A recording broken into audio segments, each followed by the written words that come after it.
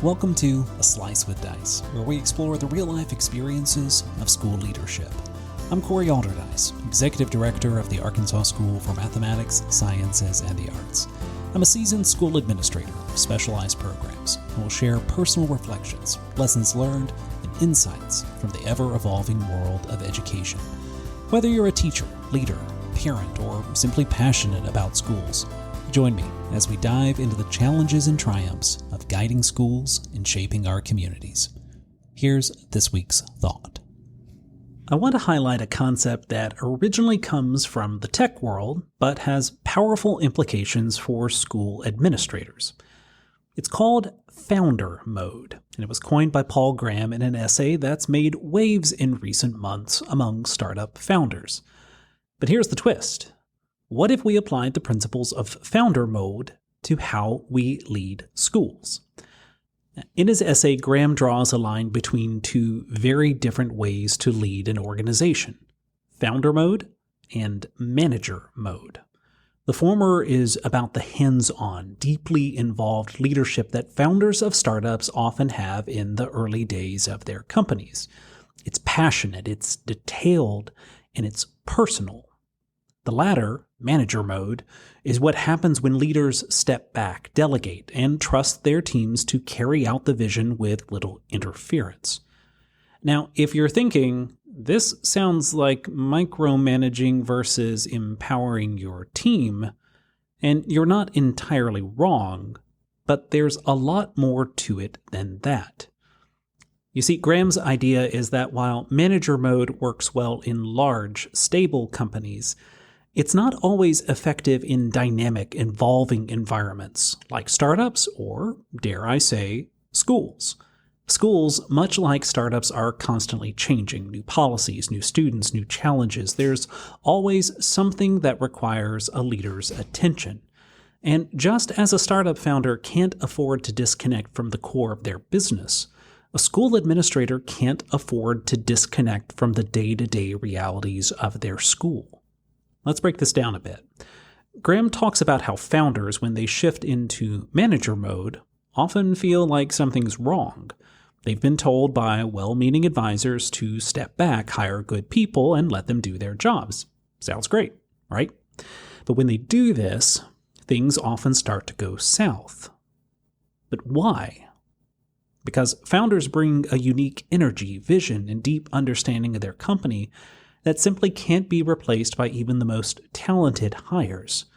Now, translate this to a school setting. As a school administrator, you've probably been told something similar. Hire great teachers, set the vision, and then step back. But what happens when you step back too far?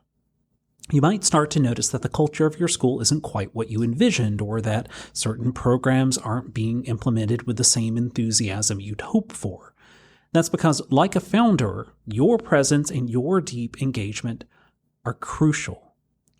In founder mode, Graham suggests that the CEO, much like a school principal or superintendent, shouldn't be afraid to get their hands dirty.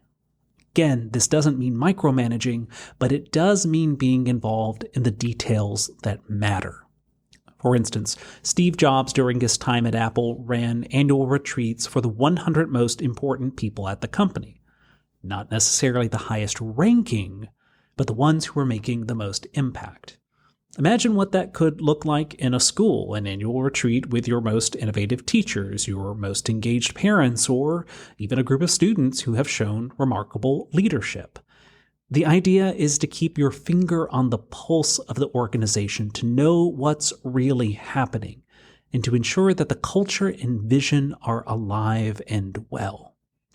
Now, I know what you might be thinking, but schools aren't startups and we can't run them like one. And that's true up to a point. Schools are complex organizations with layers of responsibility, and you cannot be everywhere at once. But the principle of founder mode isn't about doing everything yourself.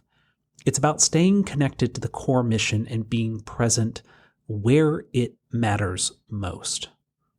For example, instead of just relying on reports and data to understand how a new curriculum is being implemented, spend time in the classroom, observe, ask questions, and engage directly with both teachers and students.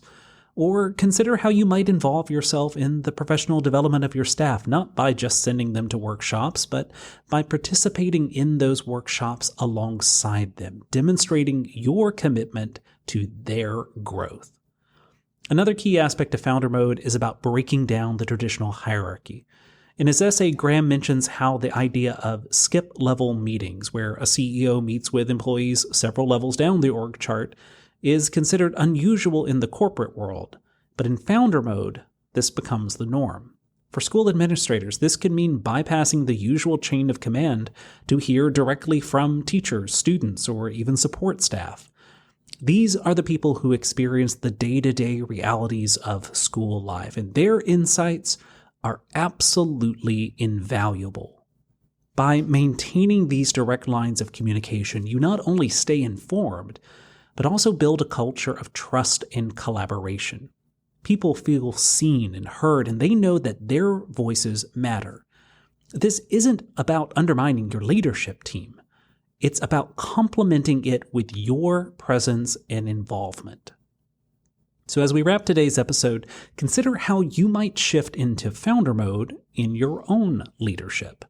How can you stay deeply connected to the heartbeat of your school? How can you ensure that your vision isn't just a directive from the top, but a lived experience throughout the entire school community? Of course, there is a balance to be struck. Just as founders can't run a 2,000-person company the way they did it when it had 20, school administrators need to delegate and trust their teams. But the takeaway from Graham's essay is that delegation doesn't mean detachment. It's about being strategic in where and how you engage, ensuring that your influence is felt in the areas that matter most. A Slice with Dice is a production of the Arkansas School for Mathematics, Sciences, and the Arts. I hope today's reflection sparked some thoughts for your own journey. If you enjoyed the episode, please subscribe, share, and leave a review. Let's keep learning and leading together. Until next time, keep striving for growth and excellence. Thanks for tuning in.